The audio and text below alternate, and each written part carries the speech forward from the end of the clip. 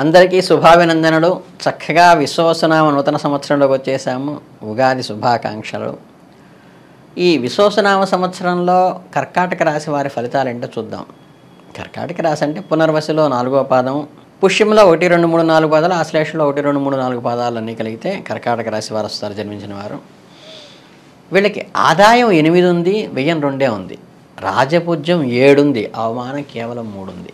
అంటే మంచి ఆదాయం ఉంది, మంచి రాజపూజ్యం గౌరవ మర్యాదలు కూడా ఉన్నాయి. ఈ రాశి వారికి గురుడు మేలో 15 నుండి వ్యయస్థానమైన మిథున రాశి యందు రజితమూర్తిగాను, శని సంవత్సరమంతా భాగ్యస్థానందు రజతమూర్తిగాను, సౌభాగ్యకరమైన ఫలితాలు ఇచ్చినట్లుగాను, రాహుకేతువుల వరుసగా మే 18 నుండి సంవత్సరమంతా అష్టమ శని ద్వితీయ స్థానములందు తామ్రమూర్తిగాను సామాన్య సౌఖ్యాలు ఇచ్చుతారు. అలాగే వీరికి అన్ని రంగాల్లో విజయము, ఆదాయము, కొత్త ఉద్యోగము, ఆన్లైన్ వ్యాపారంలో కూడా మంచి అభివృద్ధి కలుగుతుంది. విద్యార్థులకు సవాళ్లు అధిగమిస్తారు. అందరి మన్ననలు, ప్రేమ సంబంధాలు దృఢపడి బలపడతాయి. ఈ రాశివారికి షష్ఠ భాగ్యాధిపతి అయిన గురువు వ్యయస్థానంలో సంచారం వల్ల గృహములో శుభాలు, శుభ విషయాలపై ధనం వెచ్చిస్తారు.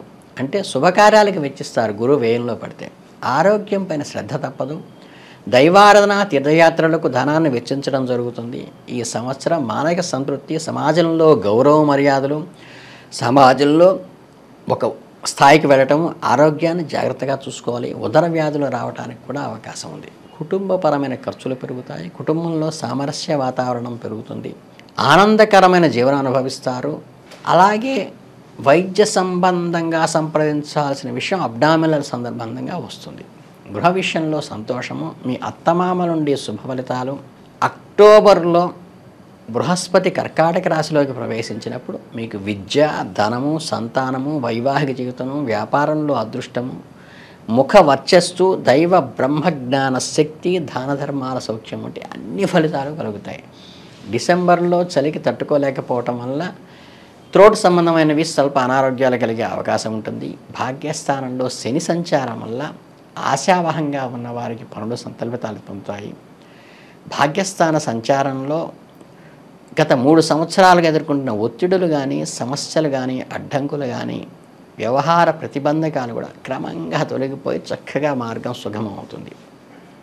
మీ జీవిత భాగస్వామితో సంబంధం సాధారణ స్థితిలో ఉంటుంది. దూర ప్రయాణాలు, ఆకస్మిక ధనలాభము, చేతికి డబ్బు అందటము, ఫైనాన్షియల్ రంగంలో, వడ్డీ వ్యాపారంలో బాకీలు వసూలైపోయి ఆర్థికంగా స్థిరపడతారు. జూలై నుంచి నవంబర్ల మధ్య స్వల్ప అనారోగ్య సమస్యలు మీకు కూడా వేధిస్తాయి. ఆ తర్వాత సమయం అనుకూలంగా ఉంటుంది. రాజకీయ నాయకులకు జయం కలుగుతుంది. స్టాక్ మార్కెట్లో పెట్టుబడి ద్వారా ఆకస్మిక ధనలాభం కలుగుతుంది. కాబట్టి ఆచితూచి పెట్టుబడి పెట్టండి. ఈ రాశి జాతకులకు రాహు సంచారం మిశ్రమ ఫలితాలను ఇస్తుంది. అష్టమ రాహు వల్ల మాత్రమే ఆరోగ్య సమస్యలు వస్తాయి. ఈ అష్టమ రాహులో సంచారం వలన ఊహించని ధనలాభాలు కూడా కలుగుతాయి. వారసత్వ ఆస్తిని పొందుతారు. మీపై మతమరపైన దాడి జరిగేటువంటి అవకాశం ఉంది.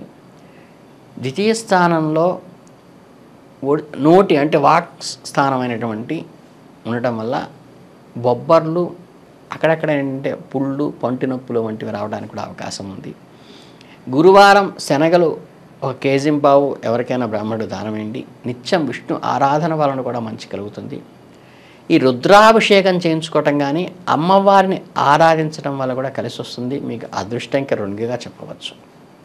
ఇక నెలవారీ ఫలితాలకు వెళ్తే ఏంటంటే, మొదటి నెల అయిన 2025 ఏప్రిల్లో కుటుంబపరమైన ఖర్చులు పెరుగుతాయి.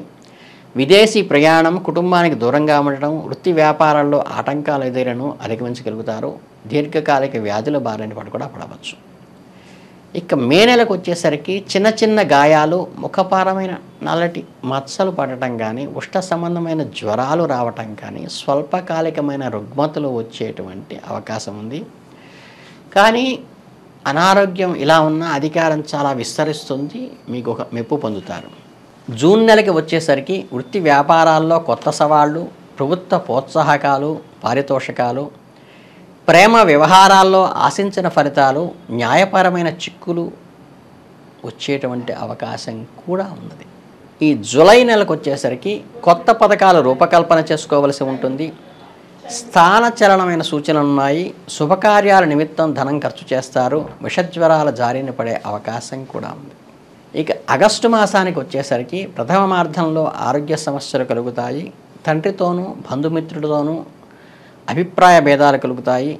నిలకడగా ఉండదు. ఆర్థిక విషయాలు సామరస్యంగా పరిష్కరించుకోవాలి. ద్వితీయార్థంలో కలిసి వస్తుంది. ఆ మాసంలో ద్వితీయార్థంలో కలిసి వస్తుంది. ఇకపోతే సెప్టెంబర్ నెలకి వచ్చేసరికి కర్కాటక రాశి దృఢమైన సంకల్పం పట్టుదల కలిగి కార్యోన్ముఖులై ఉంటారు. సగర్వంగా ఆత్మవిశ్వాసంతో ధైర్యంతో ఆశయం సాధిస్తారు. మంచి స్వావలంబన కలుగుతుంది. ఎన్ని కష్టాలు ఎదురైనా అన్నిటినీ ఛేదించుకుంటూ వెళ్ళి విజయాన్ని సాధిస్తారు. అక్టోబర్ నెలకి వచ్చేసరికి తలపెట్టిన పనులు సకాలంలో పూర్తవటం వల్ల ధైర్యంతో వ్యవహార జయము, ఉద్యోగ విషయాల్లో ముందంజ, అన్ని వృత్తుల వారికి జీవన వృద్ధి, వ్యక్తిగత లాభాలు, స్థాయి పెరగటం కూడా, పుష్కలమైన ఆరోగ్యం కూడా కలుగుతుంది ఈ కర్కాటక రాశి వారికి. అలాగే ఈ కర్కాటక రాశి వారికి నవంబర్ నెలకు వచ్చేసరికి మానసిక సంతృప్తితో పాటు సమాజంలో గౌరవం పొందుతారు. ప్రణాళిక సిద్ధం చేసుకునే రంగంలోకి దిగుతారు. విజయం సాధిస్తారు. మరియు విదేశీ ప్రయాణం చేయగలుగుతారు. ఆరోగ్యంపై దృష్టి పెట్టడం మంచిది. అలాగే ఈ కర్కాటక రాశి వారికి డిసెంబర్ మాసానికి వచ్చేసరికి శారీరక దృఢత్వం కోసం యోగాభ్యాసము, వ్యాయామం వంటివి క్రమశిక్షణ పెంపొందించే ఆరోగ్యకరమైన నియమాలు అనుసరించాలి.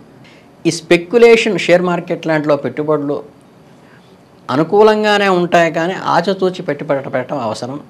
అదృష్టం కలిసి వచ్చే అవకాశం ఉంది కాబట్టి జాగ్రత్తగా చేసుకోండి.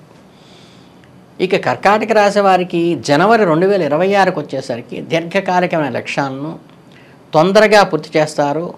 సభలలో అద్భుతమైన ప్రసంగించి అందరినీ ఆకర్షిస్తారు. వృత్తి వైవిధ్యాన్ని ప్రదర్శిస్తారు. జనవరి మొదటి వారంలో మంచి సన్మానాలు పొందే అవకాశం కూడా ఉంది. ఈ కర్కాటక రాశి వారికి ఫిబ్రవరి 2026కి వచ్చేసరికి అంటే శుభకార్యాల్లో పాల్గొంటారు. విద్యార్థులకు అధ్యయన విషయాల్లో రాణింపుస్తుంది. కొత్త విషయాలు నేర్చుకునేందుకు సముఖత చూస్తారు. ఉదర సంబంధమైన అనారోగ్యం సూచిస్తుంది. భావోద్వేగాలకి ప్రతిస్పందించేటప్పుడు జాగ్రత్తగా సంయమనంగా పాటించడం అవసరం. ఈ విశ్వాసనామ సంవత్సరంలో చివరి నెల అయినటువంటి ఆంగ్ల మార్చి 2026లో పరస్పర భావాల గల మనుషుల సమాగమనం వల్ల ప్రయోజనం కలుగుతుంది. నిత్య నూతనంగా యవ్వనంగా ఇతరులతో వ్యవహరిస్తారు. సామాజిక పరమైనటువంటి కార్యక్రమాల్లో మీరు ఎక్కువగా పార్టిసిపేట్ చేయటం వల్ల సమాజంలో గౌరవ మర్యాదలు అందులో పొందుతారు. ఓవరాల్గా వచ్చేసరికి అంటే ఈ విశ్వనవసనామ సంవత్సరంలో కర్కాటక రాశి వారికి సమాజంలో మంచి గౌరవ మర్యాదలు వస్తాయి. ఆర్థిక పరిపుష్టి కలుగుతుంది. జీవిత భాగస్వామితో కూడా అనుకూలంగా ఉంటారు. కాబట్టి మీ అందరికీ సూచించేది చక్కగా రుద్రాభిషేకం చేసుకోండి. చక్కగా అమ్మవారి కోవెలకి వెళ్ళి దర్శనం చేసుకుంటూ ఉండటం శుక్రవారం పూట చాలా మంచిది. మీ అందరికీ ఆయురారోగ్య ఐశ్వర్యాలు కలగాలని విశ్వవసునామ సంవత్సరం మంచి వృద్ధిలోకి తీసుకురావాలని మీ అందరికీ కర్కాటక రాశి వారిని శుభాభినందనలు తెలియజేసుకుంటూ ధన్యవాదాలు.